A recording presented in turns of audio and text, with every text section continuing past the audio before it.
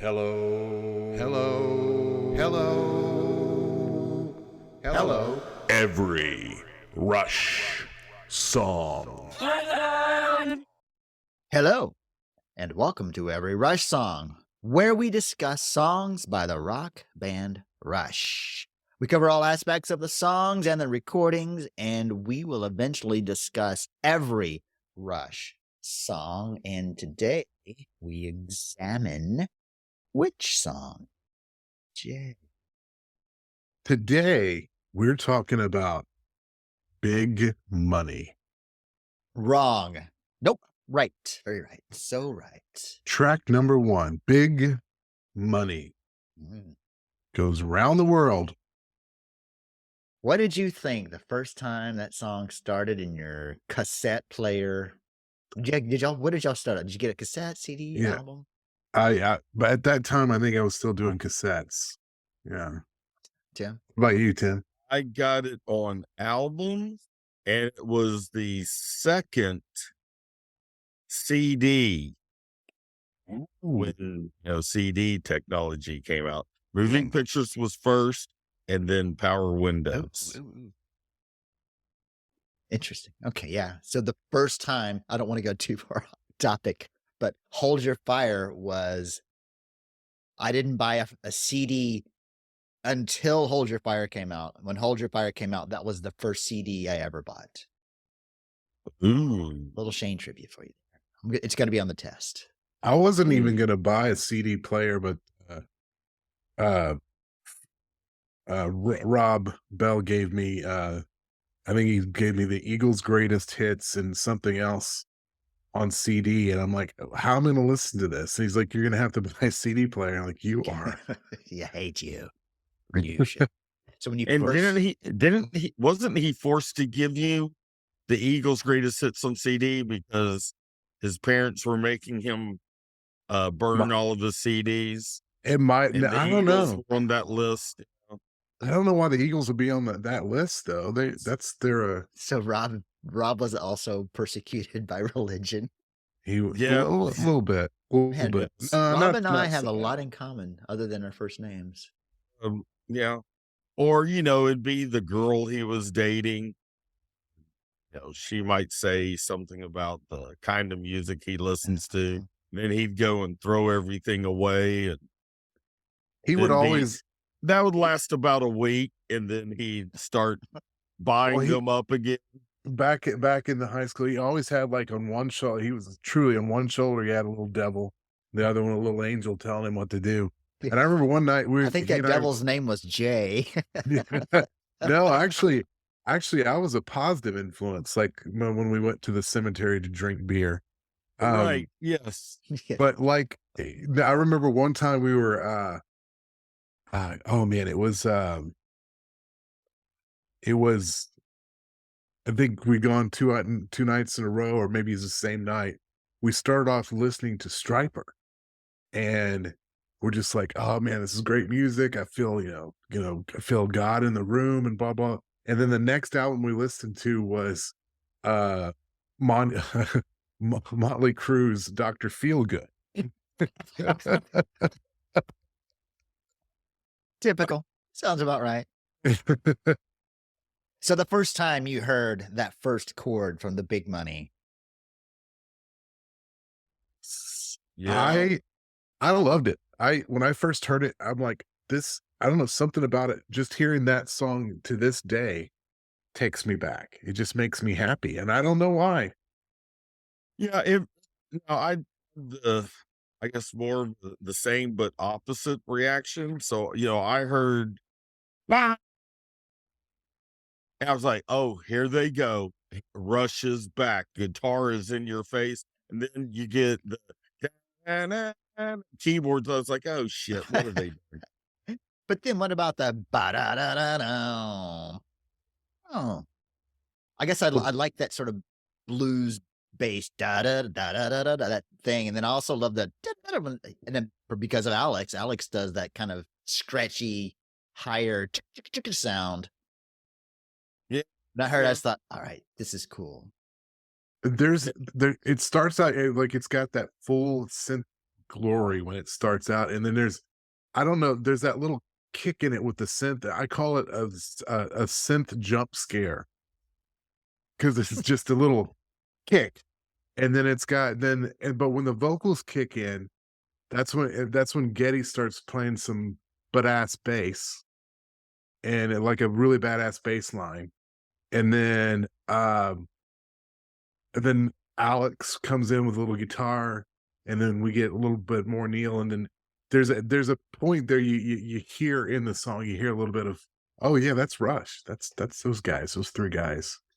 Yeah. But it's not the whole song. It's just but overall, I mean, it's very different. It's very different for Rush. But I freaking loved it. And it was what really got me started on the whole Rush bandwagon, besides the satanic 2112 album that I think Right. Shane introduced me to, or Tim. No, I would want never. to say the album had been out maybe about 3 weeks, and I didn't have it yet. Because you were looking for the electric can opener, and they're like, I "Oh, was sir, yes, we don't have the and electric can opener." a friend that we all knew back in the day was a trumpet player, really, really good bass guitarist, especially for back then in high school, Uh-huh. and tried to look as much like Geddy Lee as possible. Oh, Billy? Billy, yeah, Oh, Brashear. yes. Golly, I wonder whatever he's the guy that really, like, he exemplifies the whole Rush era to Oh, me. yes, yes. And I remember him coming up to me after school and asked me, you know, "Have you heard the new Rush yet?" No, I hadn't. I said, "Is it awesome?" He goes, "Oh man, it is awesome." And Neil is like, he's just focusing on the snare drum, and that's it. I was like, really? So then the first time when I heard Big Money, and then yeah, at the end with the It's all snare roll. yeah, I'm like, okay, Yeah, I don't know if I want to say he's just totally emphasizing on the snare. maybe he You didn't listen know, to the second song yet. probably Okay. not. Another sidetrack. My very first concert. What with Billy, Kevin, our friend Kevin. Yes. I think Kevin's brother. Anyway, we went to see Triumph, Thunder 7 tour, Triumph and Molly Hatchet. That was the first concert. Steven. Wow. Yeah, Power Windows was my very first Rush concert. And I was so excited. I couldn't believe that I was in the same building as those three guys. And 14,000 other people. right, Reunion Arena just rocking. And now this isn't anything about Power Windows, but I remember how excited I got when they played 2112 Overture, and I got to be a part for the first time the diggity yes, still. Oh. But yeah, first Rush concert. Great concert. That was a great concert. And, and then look what happened to Big Money. It was the third or fourth song on the set list. It was the first song from the album that they were playing. We're going to do some songs from the new album right now. This is the Big Money, and then after that tour, it was the opener. And Great opener. It's a great opening. Yeah, It is a great opening. Yeah. Just now again, I remember going, okay, they're playing Big Money as the opener. I want Fair to Radio, because that is just the most awesome opener. But no, it's a great opener. I mean, it's big, it's in your face, it's powerful. It's got the jam at the beginning to really, get the crowd worked up before the vocals come in. Yes. Yeah, I think I heard on a podcast earlier this week. I think it was the Rush Fancast, Something for Nothing, and they're talking about how an opening song has a good long interlude, Right. or a good instrumental beginning before the vocals start is kind of like the warm up to when Right. Like, vocals kick in. you know, Different Strings from Permanent Waves and Tears from 2112 weren't good openers. No, no. Yeah, Wrong. I'm glad they didn't Strong listen to open. you and open with them. We'd like to welcome home Rush.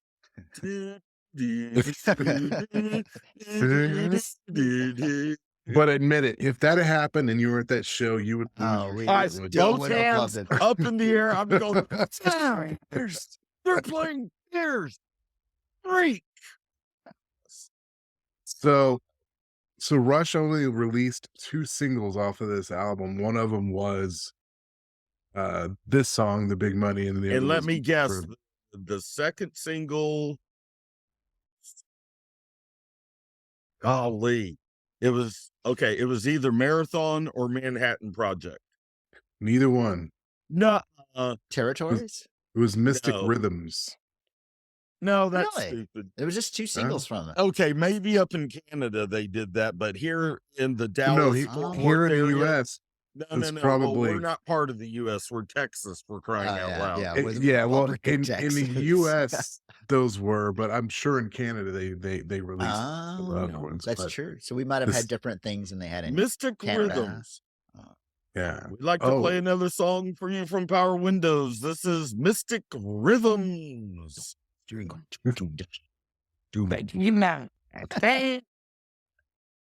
so I love The Big Money.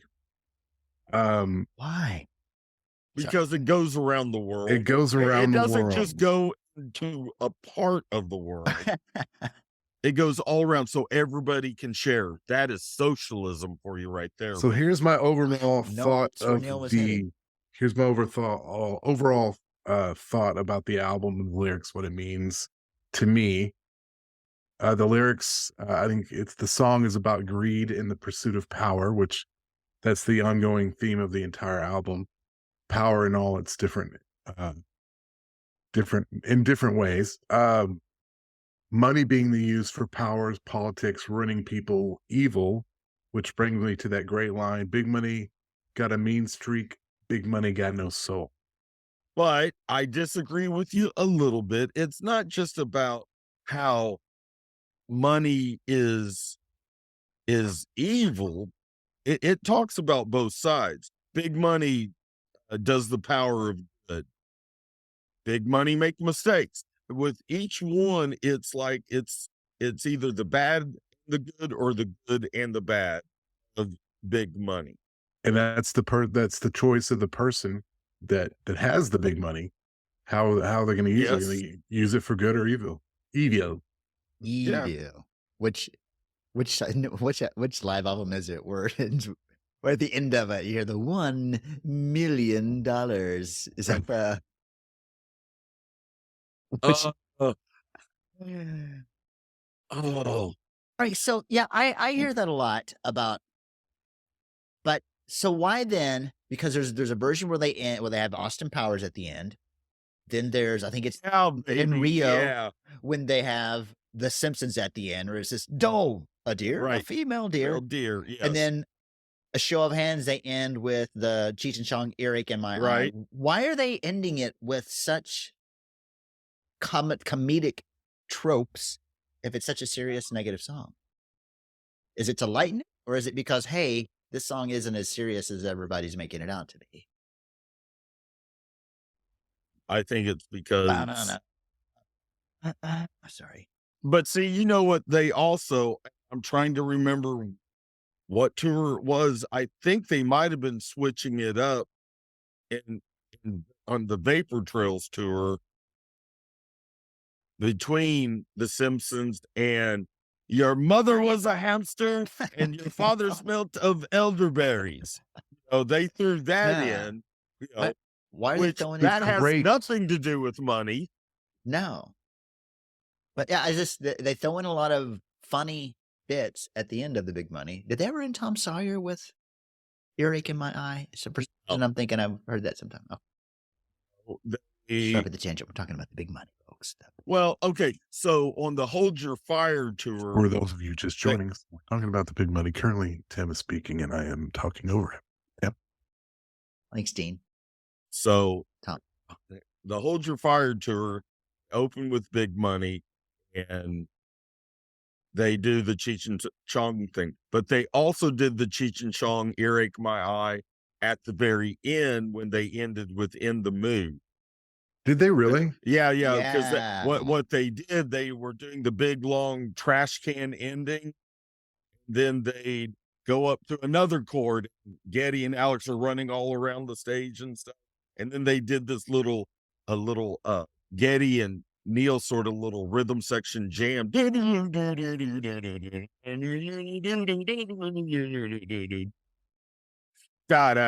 da da da da.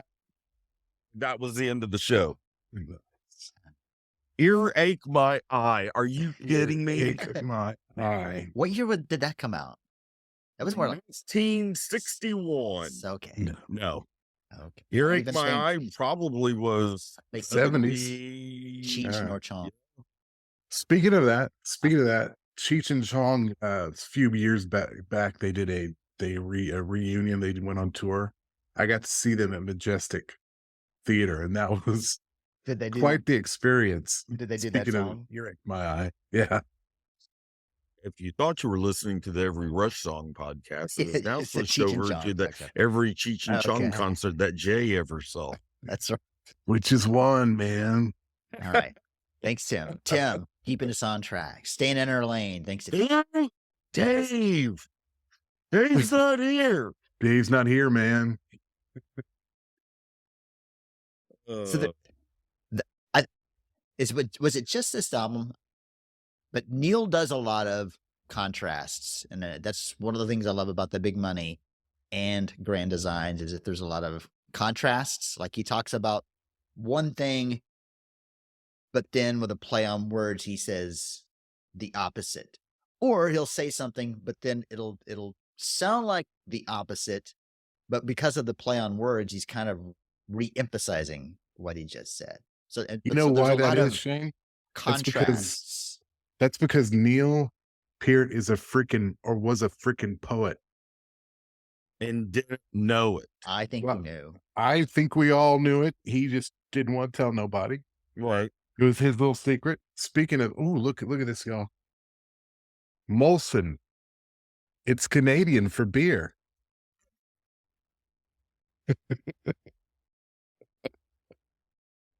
We'd like to thank our sponsor.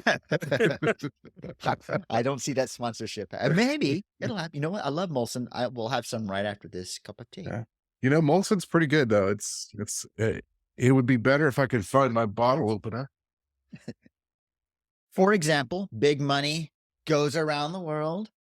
Big Money underground, and that's kind of like the ubiquitousness. Is that a word? Did I say that right? Ubiquitousness. That sounds good. Of If it's not a word, let's make it one, shall we? the contrast of money. It goes around the world. Everybody has it. Everybody needs it. But then it's underground. There's underground things that happen. There's things on the up and up. There's things on the down low. And then another contrast, Big Money has a mighty voice, which is true. I mean, that's where the phrase money talks comes from. People listen. Is it? Money talks and Yeah. bullshit walks. But then Big Money make no sound because, it's right. There's a lot of underhanded things going on that nobody knows about, but there's still money passing hands. And if you want to figure out what's going on, then follow the money and you'll see the true motive, right? It's a power and the glory. It's a war in paradise. It's a Cinderella story Thanks. on a tumble of the dice. Look, you're out gambling. You're throwing the dice, and it's a Cinderella story. This nobody walks in and walks out with $2 million because he got lucky playing craps. Exactly. My favorite line from the song is It's the fool on television getting paid to play the fool. So what does that mean, Tim? Well, what it means, Shane, is He used my name in a sentence. I like it. Do it. Say it slower there. Did you like that, Jay? Yeah, I think my question there would be, who's the bigger fool? The fool or the fool? right. So what it means is, you know, exactly what it says. That fool on television. Yeah. You could take a look at your Gilligan, Bob Denver. He played a Bob fool on television, you know, and for that time, no, maybe not in the first couple of seasons, but he was getting paid pretty good money just to play that foolish character, you know. Yeah. And it's something that, you know, your favorite TV sitcom, comedy show, whatever, you know, and you love Kramer from Seinfeld, you know, That's he's who sort of a fool, That's you know, exactly who I think of with that line is Kramer. right, you know, and but you sit back and go, golly, I could do that. I could be silly and act dumb like that and just sort of crazy and foolish. And he's getting paid for that stuff. And he's getting paid good money for that stuff. Yeah. So He's getting I've- paid big money for that kind of thank stuff. you, Jay. Thank you, Jay. Bring it back around. Bring it back around. And what I think about that too is I was looking to see because I should have looked this up earlier, but I've always thought of reality television where you have literal Oh, fools, literal right. idiots that are being paid to be on TV because they're idiots, and they're being paid to show everyone in America what an idiot they are. Like, Right. yes, but that hadn't started yet. That's Exactly. We should call him Nostradamus Peart because he predicted so many things.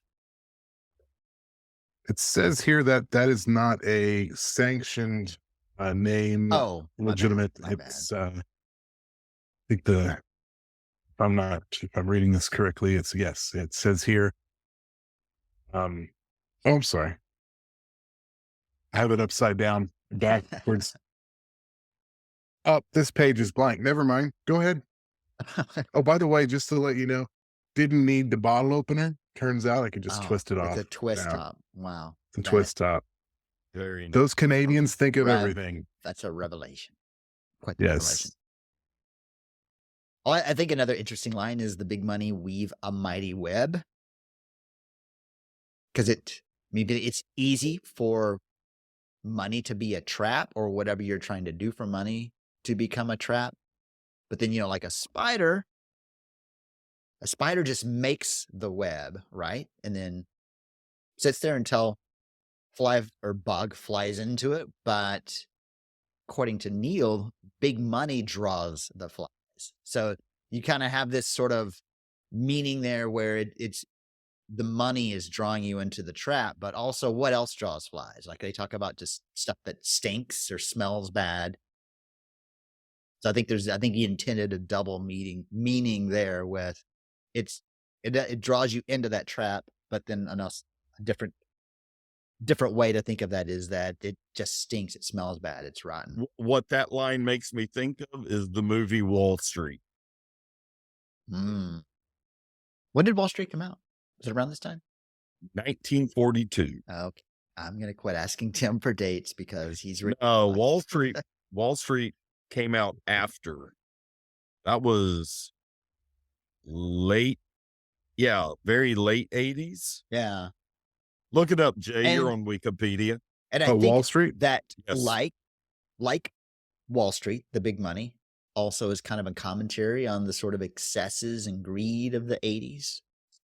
Maybe. Oh, let's not blame the 80s. Oh, I want to. For I'm it not because blaming it- the 80s. I'm just Well- saying that was a topic. Now looking back on it, but look at all those But- movies where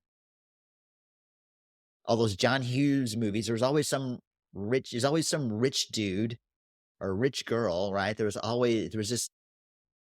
And okay, And I'm saying that there's a commentary on it, but I think the basis of the song is the power of money for good and for bad. Yes, yes. Tim, Wall Street came out in 1987, directed by Oliver Stone. Oliver Stone. 87. Wow. I was thinking it was like 88, 89. I was 2 years off. Yeah, but you were close. Wow. So I was close. you How was that even win in the the year prize. of 1942? By the way, Tim, olive juice. Olive juice too. So what about the I'm sorry. I stopped line- listening at So- that point. I didn't understand what you were saying. All right. What? So what about the take a cruise part? Big money What goes around the about world. the- Big money take a Well, I would say since we're blaming the 80s for everything, I guess, that was the thing to start doing. spending all your excesses on cruising. Right. On The Love Boat. Right. There you go. But then Because he's the big it's- money, you had the money to do that kind of stuff. right. But then Big Money leaves a mighty big weight from the waves on that cruise that you took because you had the big money, and then it leaves a bit of a bruise. Actually, it just says it leaves a bruise, but Well, I'm wondering if that could be a sports reference Could be. for professional athletes starting to get much bigger contracts. And because of those bigger contracts and the sport that they're playing, they're getting all bruised up for that big money. you know what? I could see that because the next verse says, "Big money make a million dreams. Big money spin big deals. Big money make a mighty head. Big money spin big wheels." Well, see, that part right there makes me think of The Price is Right. Now see. I was thinking more Wheel of Fortune, but yeah, Like see, the- that's good too. You mean like the gambling thing, the Wheel of Fortune, or the game show Wheel of Fortune? yes. Both. Now that Right, you see, mention it, I think we're getting back into the contrast because you talk about take a cruise, leave a mighty wake. Like you talk about wakes behind a boat, behind a ship, like a cruise ship, but also wakes behind a tornado. The tornado's wake is a path of destruction, so it could be talking about either one, but it's more of a Because contrast. right, with the path of destruction, what do you get? You get beat up, you get bruised, you get hurt. Yeah. So, I mean, is it like a massive path of destruction, like a cruise ship wake, which, not necessarily a path of destruction, because a lot of people like to get behind, like, have you ever been on a watercraft? And so you try to get behind a boat so you could Yes, jump jump the the wake. waves. Yep. Yeah. I mean, wakes can be fun too, but you go from the Not when you're asleep. enormous. Hey. Nope, not a rush pun. Apologize. Just a regular pun. Dad joke. Mhm. But you go from a massive wake of, when you think of a wake, you think of something more massive destruction. From that to just like a bruise, just a little bruise. It can, at all levels, there's effects of money. Yeah, it seems like every verse is like the first two lines are sort of the, or at least the first part, or it's kind of the setup. Here's the good thing, and then here's what happens. And he always either has a contrast or he just completely turns it around with Right. Yeah. what if his truth nail, the Neil nail. What about a mighty head? Big money make a mighty. Hey man, you got big money. It gives you a big head. Makes you think your poop don't stink. All right. You can do what you want. Keeping it clean, Jay and Tim. What's another type of head that you can think of? Keeping it clean. Bathroom. Can't do it. Can you? You can't. I said bathroom. Okay, hit the head. I would like to. Wrong. I would like to pass. Jay, do you have a glass handy so you can pour that beer into the glass and tell me what happens towards the top part of said beer poured into glass? What do you get? You get a mighty big head. Yeah. In But fact, that's I'll only, just show you. Look at that. Now, but see, you poured it correctly, so now the look head's at not that. as big as you would think. Isn't that gorgeous? Isn't that Well, beautiful? actually, it's a little too big. You didn't pour it so great. Now, do you think there's any I double Oh, just I meaning like tossed there? it up that. in there. Do you think he meant like the gorgeousness that sits atop of that, the fluffy No, gorgeousness on top of a beer? Or do you think it was just ego, big head? ego. Wow. See, I expected that to be the other way around. Okay. You're wrong. I'm wrong. Yes, I think completely. everybody's wrong. What? Sorry. What were we talking about? The big money. Head. Yes, The big the money. big money and head on a beer. The head on the beer. My head's almost gone. See, look. Yeah, that's sad. Sad to say, Kev. Right? Big money building ivory towers. Now, is that a good thing? Because some people talk about ivory towers like a corporate CEO or someone that's kind of clueless or out of touch, living in their ivory tower. Is that It's just saying big money build. It makes you, makes them rich. I'm a rich dude. I can build you up? It can knock castles down. It can create or it can destroy. it can put you in a tower. It can knock your tower down once it's there. It can. It says sometimes building you a stairway, lock you underground. Kind of that same trap situation again from the Mighty Web, perhaps. Yeah, sure. I like how he referenced, give me that old time religion. Give me that old time. Oh, no, it just says, it's that old time religion. It's the kingdom they would rule. It's the fool on, then we get into Fool on Television, which, of course, is Kramer from Seinfeld. So could that be a knock at religion too? The old time television kingdom when they would rule is that fool on television? Well, maybe one of the it's- I mean, televangelists. It could be, yeah, it's a absolutely. knock on that. Yeah. Yeah, yeah. Which,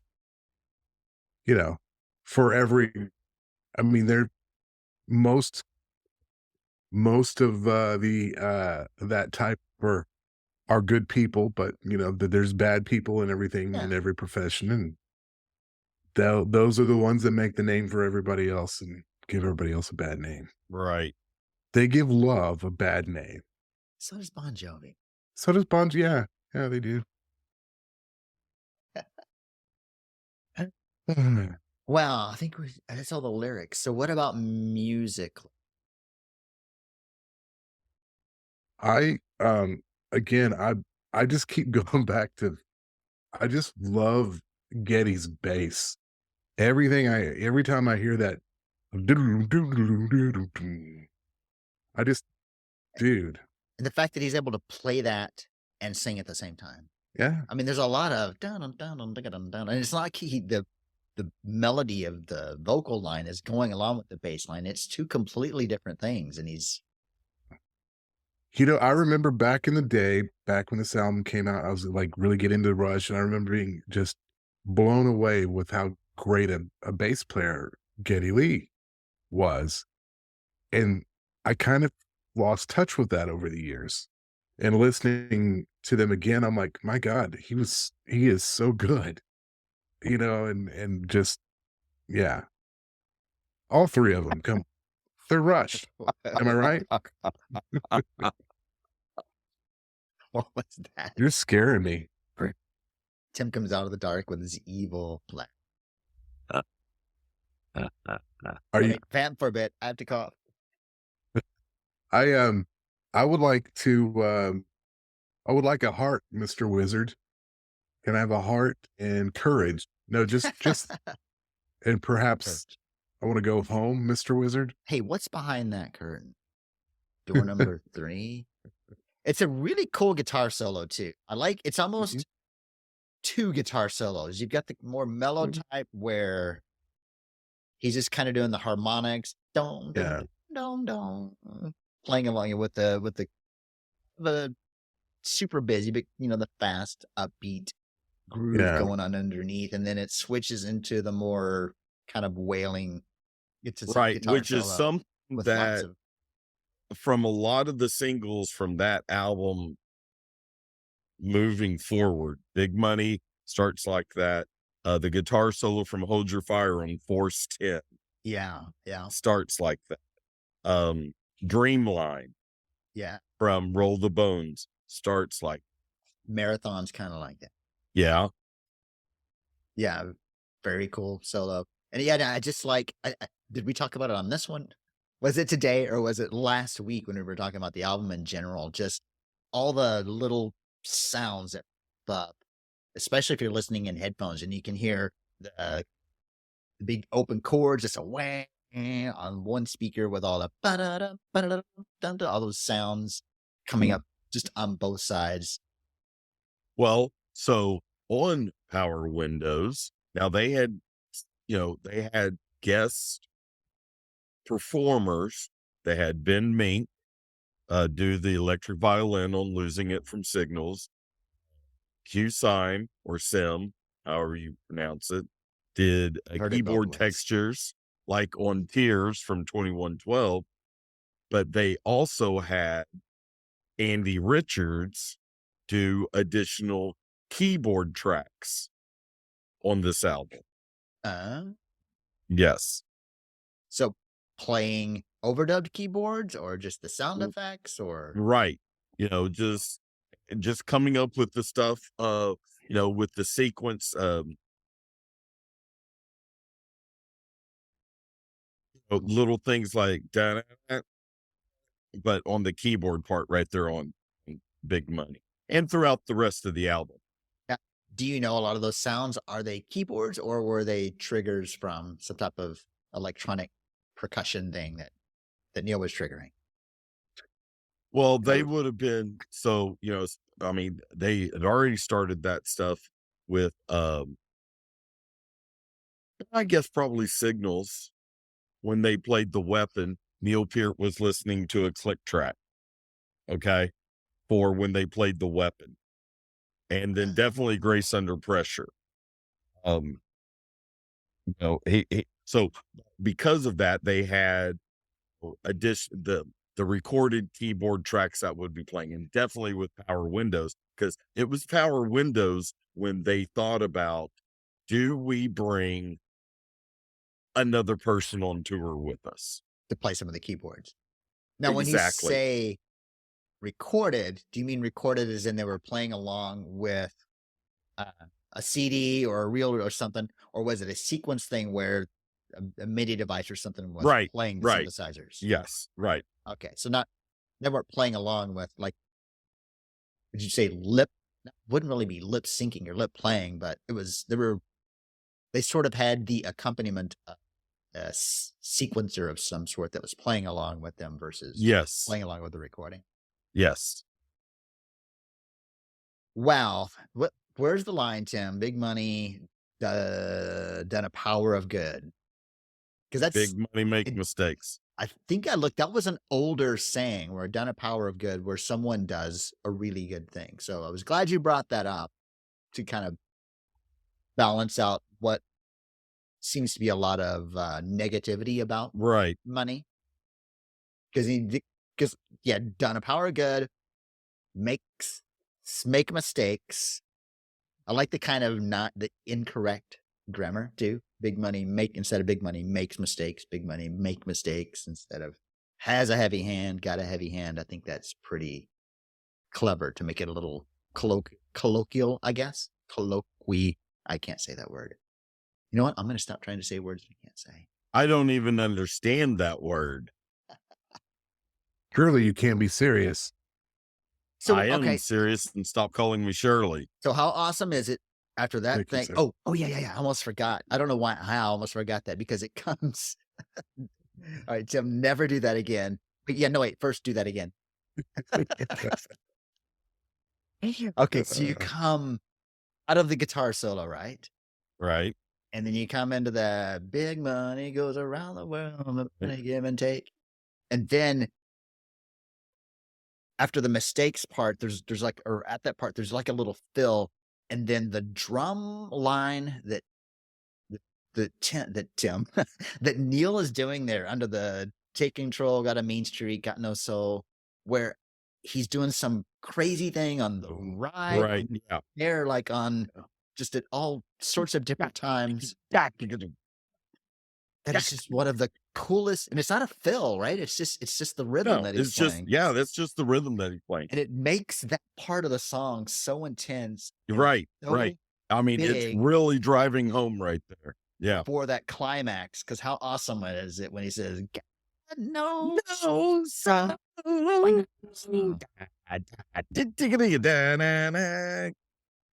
And it's that rhythm, that whatever he's playing there that leads up, that builds up to that, Right. that makes it so intense. Yeah, but he took a back seat on that album. Oh yeah, that's true. I forgot about that. I love Jay so much. Sorry, Jay. You see, the Neil who's in your face took the back seat, but the Neil who adds a little something to give it a lot. He's demonstrating how much he can do with just a little. Oh wait, hold on a second. Hold on. I'm getting a Bullshit alert. should I tell him? Huh? Good save, Jay. Thank you. Salvador Dali's self-portrait says, "Nice save, Jay." Thank you, Salvador Dali. He said they not. But then I also think that's a pretty important line. Big money got no soul, which is like, it's just a thing. It's just a money. tool, and it Yeah. can be good. It can be used for good. It can be good used for bad. Whatever you're gonna do with it. I think we want Neil to agree with us, just like we want everybody to agree with us. So we're gonna try to interpret things. We're gonna try to interpret things that others write in a way that agrees with us, even though a lot of I think he's said that he's not always writing from his point of view. Sometimes he's created a character and he's writing from the character's point of view. But Which I Yeah. find interesting how when you create a character yeah, that you've created, yeah. how is it not your point of view? I have a perfect example for you. Why are you pointing? A perfect example for you. The Avengers. Okay. All right, here we go, Beer Thursday. Remember from the Avengers, Cap, don't mess with them. They're like gods or something. The god I worship doesn't dress like that. Right? Remember, Oh, yeah, wasn't that the yeah. line? Yeah, it was And it was something like interview with, what's his name? Who's the guy that did those? Um, The oh, I Firefly think it was guy? I don't think he said the God he worships. He said, no, he said, yeah, I'm pretty sure God doesn't dress like. I think Yeah. that's what he said. Yeah. But the point was, the guy who wrote the movie, what's his name? He did this. He did Ultron. He did all the Firefly movies. What is that guy's name? Joss Whedon. Thank you. Joss Whedon is an atheist, but he said he said Steve Rogers isn't an atheist. So he had to write that line from Steve Rogers' point of view. So I think, Well, that's think because Neil can do that. look, Steve Rogers came from the World War II era, and everybody back then was a Christian. There was no Okay. such thing as atheists. Oh, they had They didn't, invented they didn't, atheists. they yeah. didn't exist until So- the Who hippies moved in. invented So the atheists? Everyone in the 40s was a Christian. I had no idea. Well, So- Wow. The big money, Thanks. everyone. Seems like there's a little bit of digression coming. Yeah, We're we going. have digressed from the big money. Well, we would like to know what you think of the big money. Hopefully, we've made you think of things you haven't thought of before. If there's anything we missed, got wrong, tell us. We don't know. We're not the experts. We're just throwing stuff out there, throwing it on the wall, see if it sticks. Okay, that's not what we're doing. You can reach out to us, join us. Don't follow or subscribe, but join us on all the podcast apps, all the social media channels. Give us a shout. Every Rush song, everywhere you can think of. Tim, how do we end this? you guys were great tonight. We really appreciate it. Thank you. Bye.